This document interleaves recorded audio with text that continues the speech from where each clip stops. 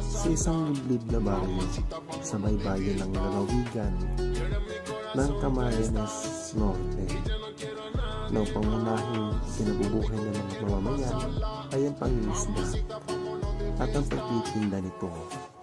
Ito na ang kinamulatang pamumuhay ni Stella, 26 taong gulang, may asawa. Maganda ang kurba ng katawan, hindi gaanong kaputian ang kulay at maamo ang mukha. Murat ng bata pa, sinagislan niya na ang makipag-unahan sa mga parating na mangingisda upang makapili ng magandang uri ng paninda. Sa araw-araw ay ganun ang naging takbo ng kanyang pamumuhay. Hanggang sa nagpag-asawa niya si Rico, kababata ni Estela ang 2 taon ang tanda sa kanya. Makisig ang pangangatawan na isa ring mangingisda. Napilitan siyang ipakasal sa binata na maabutan nito na gumagawa ng milagro halos 3 buwan na nakakaraan. Tanda-tanda pa niyang araw na iyon. Galing sila sa sayawan, tipikal ang sayawan sa mga liblib na lugar. Sa kabilaukan, medyo tinamaan na siya ng kanilang ininom na alak. Kaya napilitan siyang magpahatid kay Rico sa kanilang bahay. Pinayagan niya tumuloy sa kanilang tahanan upang mabigyan man ng maiinom ang binatang nagatid sa kanya. Sariwa pa rin sa kanyang alaalang tagpong iyon. Buong akala niya ay aalis na agad si Rico. Laking gulat niya na yakapin siya nito. Samantala ang kanyang ina ay tulog na sa kwarto nito. Ang ama naman ay nagpalaot. Rico, wag. Ano ka ba? Bitawan mo ako. Patuloy na pagpalag ni Estela habang patuloy ang paghalik sa kanya ni Rico. Rico, wag. Tanggi pa rin ni Estela, ngunit iba na ang dating nito kay Rico. At siya namang pagbukas ng pinto, dumating ang ama ni Estela. Mga loko kayo? Anong ibig sabihin nito? Malakas na wika ni Mang Mario na makita na nakasakay ang kanyang dalagang anak sa harapan ni Rico. Itay, wika ni Estela. Pasok sa kwarto mo. Malakas sa sigaw ni Mang Mario. Nakita pa niya na malakas na sinuntok ng ama si Rico at ang mga katagang, pananagutan ko po ang anak niyo. Naputo lang kanyang mga alaala ng magsigawan ng ilang kababaihan na nandyan na daw ang mga mangingisda at nakita niya ang bangkang kinasasakyan ng kanyang asawang si Rico. Napilitan siya magpakasal dito dahil sa galit ng kanyang ama kahit hindi niya ito mahal. Dahil sa isang tagpo na iyon, nakaupo siya dito. Sa di kalayuan naman ang kanyang lihim na kasintahan na si Lando.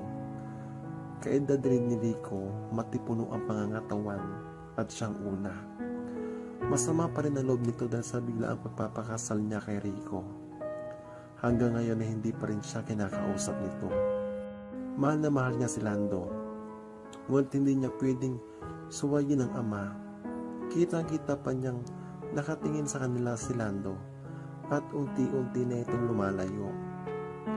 Halos araw-araw sa tuwing makikita niya ang lihim na kasintahan ay nadudurog ang kanyang puso. Naalala niya ang masasaya nilang sandali at ang mga pagkakataon na nasasalos sila sa ligaya. Ngunit wala na siya magagawa. Pinilit na siyang ipakasal ng ama kay Rico. Isang umaga, medyo masama ang panahon at isa-isa nadatingan ang mangingisda.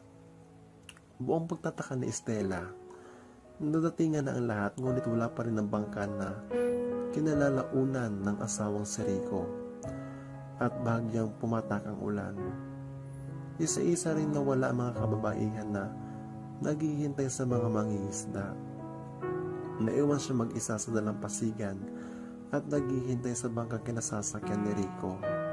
Napansin na lang niyang papalapit sa kanya si Lando at tumabi sa kanyang kinauupo ang bangka para mag-usap ang kanilang mga mata. Sa 3 buwan ay ngayon pa lang sila nag-usap mula nang ikasal siya kay Rico. Kamusta ka na? Tanong ni Lando sabay pistil sa kamay ni Estela. Lando, mahal kita, alam mo yan. Tugo naman ni Estela. Mahal din kita, Estela. Tugo naman ni Lando, sabay siniin ng halik ang dating kasintahan. Kinabahan ng dalawa na baka may makakita sa kanila. Pinahigan ni Lando si Estela sa loob ng kanilang kinauupuang bangka. Mabuti na lang at nalapad ito. Lando, sabik na sabik ako sa iyo. Walang kaalam-alam si Rico. Hindi niya alam sa hindi kalayuan ay nasa bangka lamang ang kanyang may bahay. Hanggang sa mawala sa kanilang pandinig ang mga bagong dating na mangingisda na nag-uusap papalayo na sa dalampasigan. Umalis na sa bangka si Lando at maingat na lumayo sa ibang direksyon. Saka maingat na lumitaw si Estela. Pinayos ang sotoduster. Mabuti na lang at umuulan, kaya hindi ganong halata ang party na iyon. At nilakad na pauwi sa kanilang bahay si Estela. Malamang hinahanap niya na si Rico. Masaya ang kanyang pakiramdam. Muling na ipagkaloob ang kanyang katawan sa dating kasintahan na nananalig na sana siya, si Lando ang makabuntis sa kanya at hindi ang asawang si Rico. Gusto niya na mahal niya ang magtatanim ng binhi sa kanyang sinapupunan. Hindi niya mahal si Rico. Nahuli lang siya ng kanyang ama kaya siya nagpakasal dito. At nakarating na siya sa tahanan nila ni Rico. Naabutan niya itong kumakain sa mesa. Saan ka ba galing? Kainap ako dito. Galing na sabi ni Rico kay Estela na medyo basa na rin ang suot ng damit. Diyan lang pumunta ako sa tindahan. Wala naman yung hinahanap ko. Pagdadahilan ni Estela. At saka dumiretso ng banyo bago mapapansin ni Rico na wala siyang suot na alam niyo na. Nagbuhos ng katawan at muling bumalik sa asawa at sumabay na kumain dito. Sige naman ang kain ni Rico. Samantalang si Rico naman habang nakahiga sa higaan, sa lihim na kasintahan buong akala niya ay sila ang magkakatuluyan. Nagulat na lang siya nang ikakasal na kay Rico. Alam niya mahal pa rin niya siya nito at napilit na lang itong mapakasal kay Rico. Nakaisip ng plano si Lando.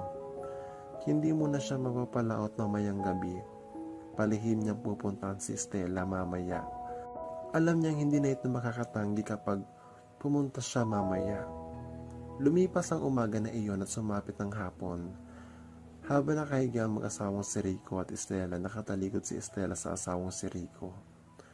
Kabisado na ni Estela si Rico, alam niya kapag pumesto na sa likuran, palibas ay mapapalaot kapag gabi, ay umaga o may escort si Rico. Hindi nga nagkamali si Estela. Naramdaman na lang niya. Wala nagawa si Rico. Dinaan na lang niya sa tulog samantalang lihim naman na napangiti si Estela. At tumabi sa asawa, kunway yumakapay dito at nagsorry. Hindi lang umimik si Rico at yumakap na rin sa magandang asawa. At kapwa nakatulog ang dalawa ng hapon na iyon. Namalayan na lang nila na hapon na pala at kailangan na magbasta ng mga gamit ni Rico na maya-maya lang ay magpapalaot na ng normal.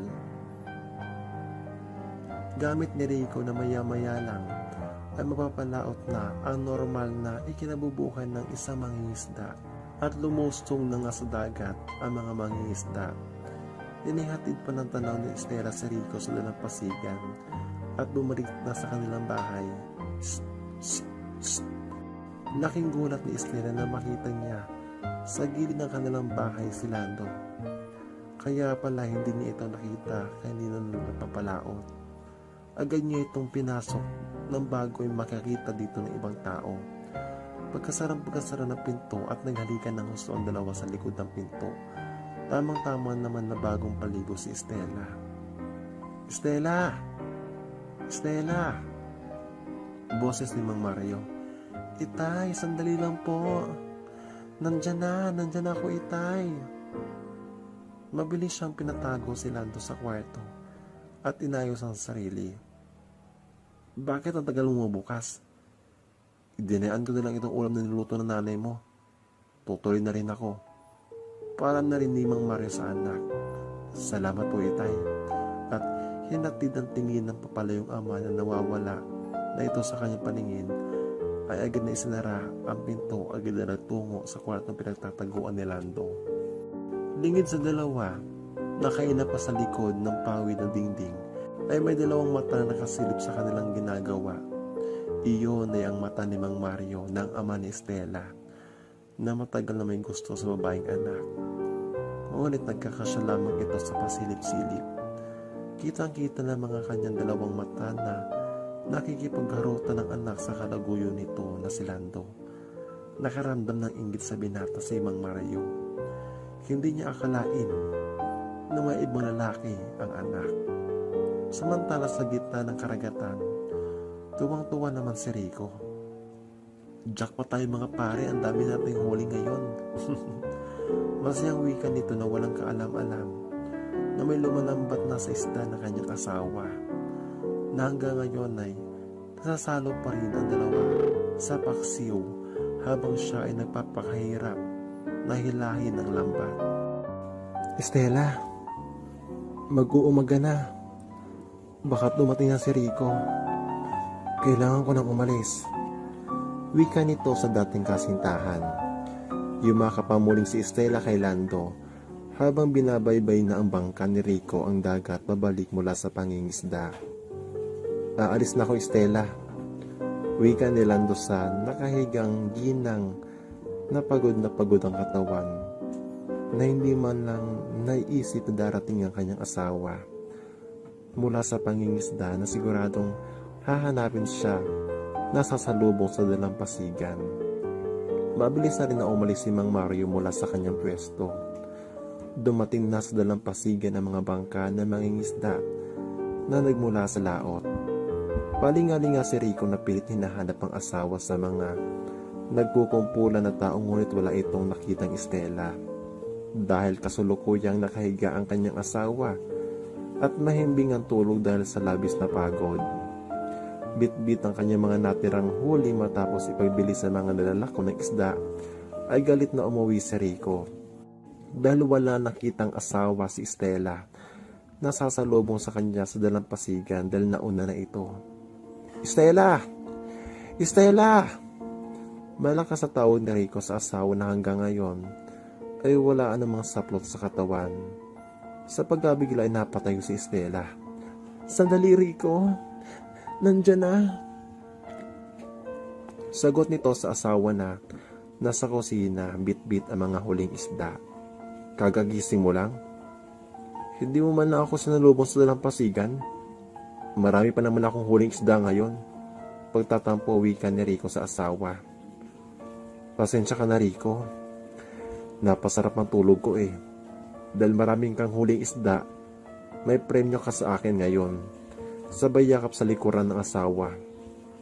Talagang kailangan may premyo ako ngayon. Masayang wika ni Rico. Sandali.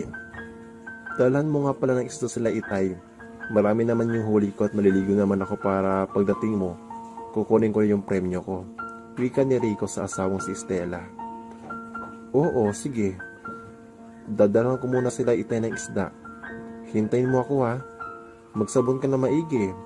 Bibigay ko yung premyo mo. Kahit pagod ang katawan ay walang nagawa ngayon si Estela, kundi ibigay ang nabanggit niyang premyo sa asawa dahil sa marami itong huling isda. Ngayon ay kailangan niya. Bit-bit ang ilang isda na huli ng asawa ay natungo ito sa bahay ng magulang. Magikaanim pala na maaga naman nagigising ang kanyang mga magulang. Palibasa ay sanay sa probinsya na maaga nagsisimula ang araw ng pagtatrabaho. Samantala sa bahay naman ni Mang Mario, dahil sa tindi na nasaksihan sa bahay ng kanyang anak na si Estela,